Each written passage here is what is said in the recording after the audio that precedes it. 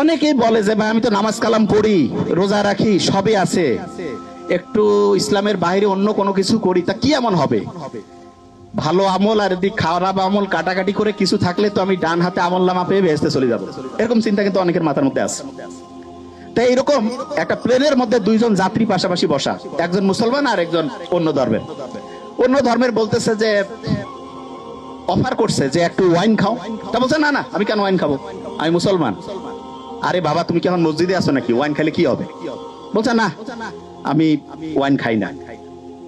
তখন যে wine offer করতেছে সে বলতেছে যে তোমাদের যে কি ধর্ম রে বাবা, গির্জায় গেলে আমরা ওয়াইন খাই না, তোমরা আবার মসজিদ না মানে হচ্ছে বাড়ি না, একটু ফ্লাইটের মধ্যে একটু রিল্যাক্স করবা তবু ওয়াইন খাবা না, ব্যাপারটা কি? তখন পাশে বসা যে মুসলমান সে বলতেছে যে এই গাড়ির মানে ফ্লাইটে তো যে এটার যে চালক তিনি কিন্তু খ্রিস্টান। বলছে হ্যাঁ খ্রিস্টান, ইউরোপের ঘটনা। তা বলতেছে আচ্ছা ওনাকে যদি এখন মদ খাওয়ানো হয় তুমি কি জানার পরে এই ফ্লাইটে যাবা? কয় না, আমি কেন যাবো। কেন যাবা না?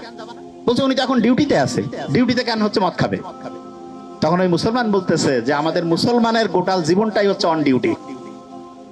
অন ডিউটি, পড়া, বিয়া শাদী, কথা বলা, কথা শোনা, যা কিছু আছে অন ডিউটি। বিলিভ মি, এটাই সবচেয়ে সত্যি কথা।